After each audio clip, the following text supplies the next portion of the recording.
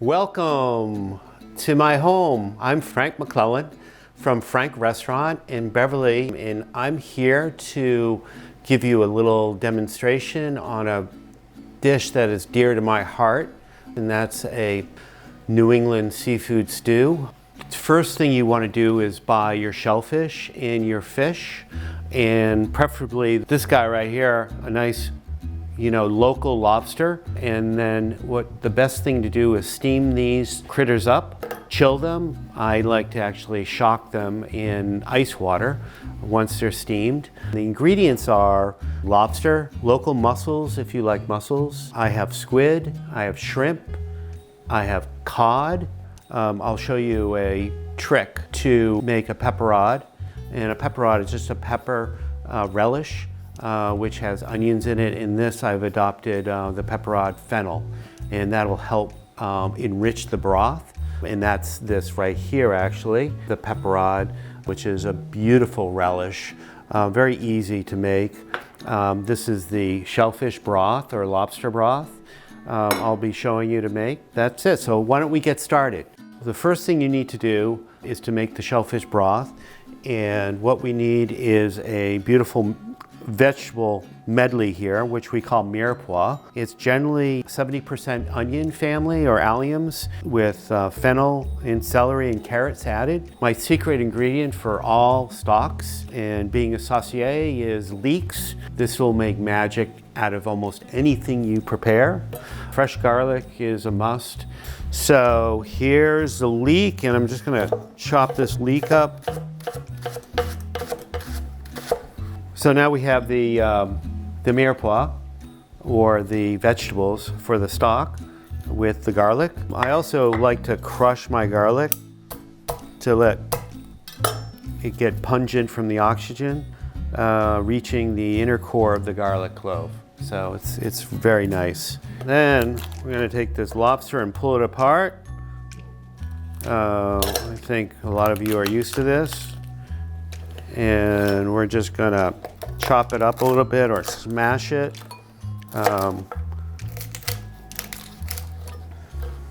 Always keep your knife sharp at home. You never want to use a dull knife. So just something at home that's important. I like to split my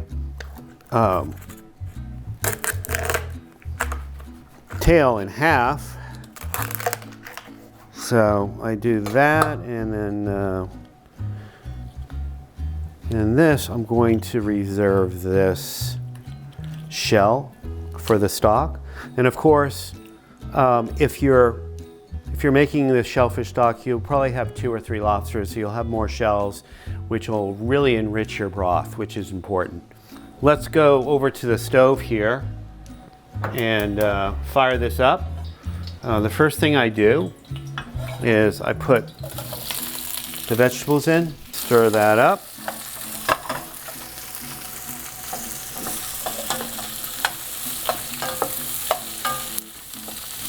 So,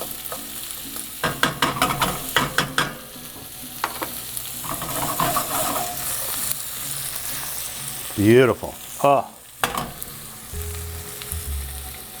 Anything you're cooking with fish, if you have some fennel at home, just chop it up or shave it and add it to your favorite fish. Another ingredient I love to use is tarragon with this. So this is a tarragon sprig. It's very aromatic.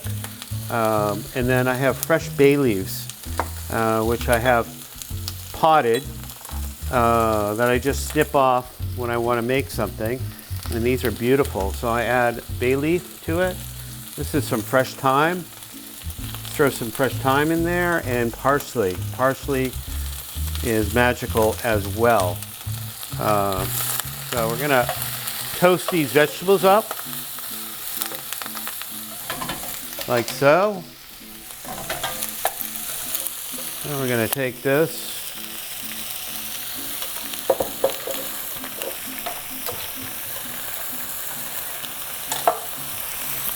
And we're adding the shells to this lovely medley. I'm dumping out a little bit there. For lobster, I love port. So I have a ruby port here that I'll put about 3 ounces in.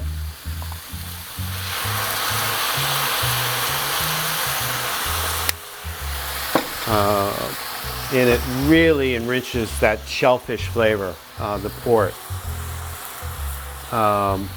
Really amazing, but it has quite a bit of alcohol, so you want to burn that alcohol off so it doesn't bitter. Now I have a nice, beautiful Bordeaux white wine that I'm also going to add about 4 ounces to. This port wine, the alcohol is burned off, so there's no more alcohol in there. So now I'll add the white wine, which has less alcohol, and add about 4 ounces to that. And I'll let this cook for a while, and at the same time I'll add the tomato paste.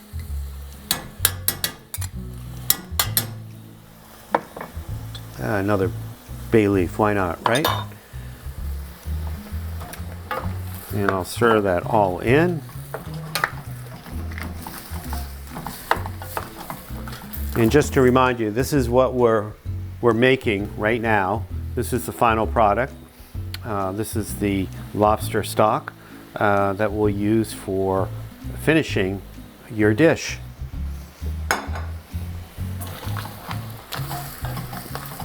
So now we'll add the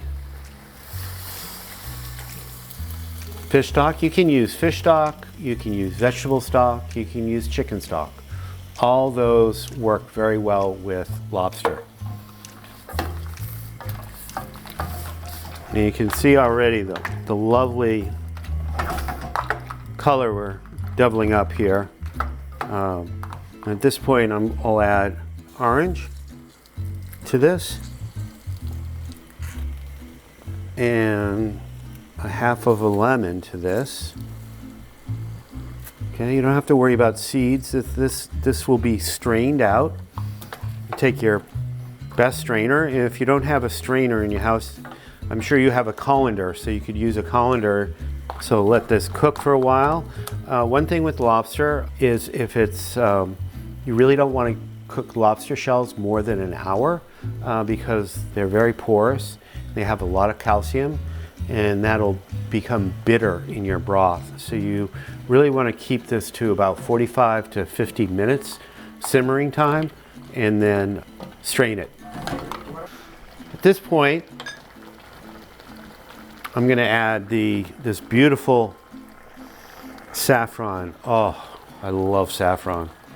Man, it's the best. A little bit of cayenne, spice it up, and I really like a little cayenne to spice my broths up. But you can always add more later. A little bit of white pepper. Also, different peppers hit different parts of your palate. So if you've added black pepper to something, that's only one part of your area of your mouth that it's hitting. Cayenne would be something different, and even white pepper is a little different than black pepper. You can layer peppers, and it's really important to make a full flavored dish with layering different peppers. And that's your broth. That's it right there. We have mussels, we have the lobster, we have cod, we have squid, and we have shrimp. They do cook a little at different rates. So the only thing you need to do is you don't really want to overcook your mussels or your squid or your shrimp. The lobster is already cooked. The only thing that will take a little bit more time is your cod. And I'm going to cut it into 4 pieces. And so this will go into the pan first. I have some toasted couscous here, which I love to finish. You don't need to do that, but it's another little trick that you can do. I have this focaccia that we make. I've made toast points to go with the fish stew, which is very nice to have. I'm going to add some of the relish, like so. also gives it a nice body, the broth. It's super nice. And then with this, I'm going to put the cod in. I mean, you can use halibut. For a whitefish, you could use halibut. You could even use salmon in this, haddock. This happens to be cod. So we'll let that stew for a minute. I'm just going to put some of the shaved fennel in too. You can really do anything you want. Like, why don't we cut some of this beautiful radish? I like to use big knives, you know, sharp ones too, as I told you before.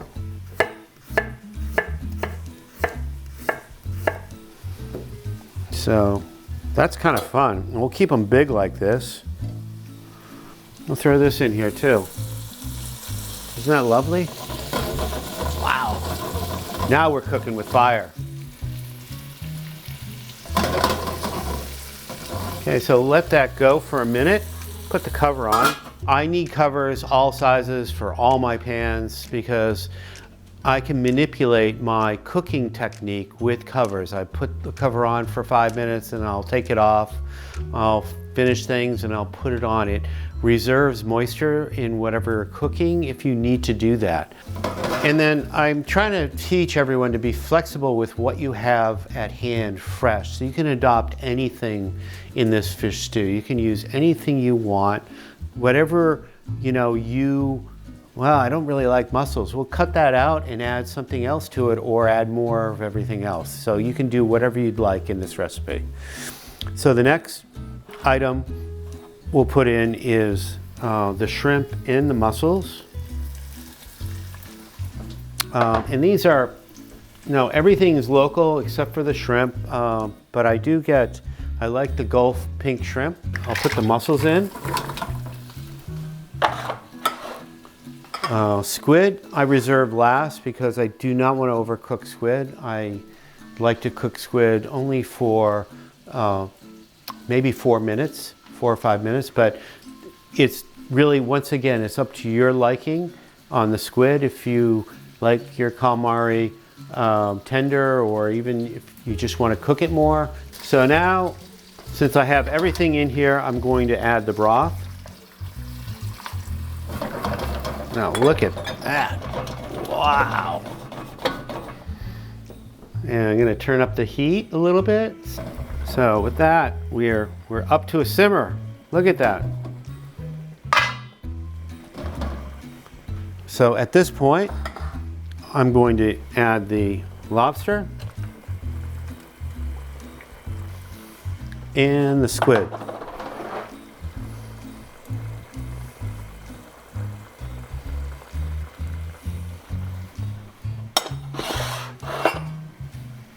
And I'm going to add the couscous pasta,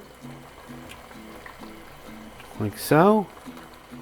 I'm going to turn down the heat, and I'm just going to let it simmer. And if you have a delay because you have a toast, or you want to light the candles, or whatever you'd like to do, you can just turn the heat off and keep this cover on. It'll stay beautiful for at least 15 minutes. And if it's longer than that, just give it a little bit more heat, warm it up, and then put it in a bowl and serve it.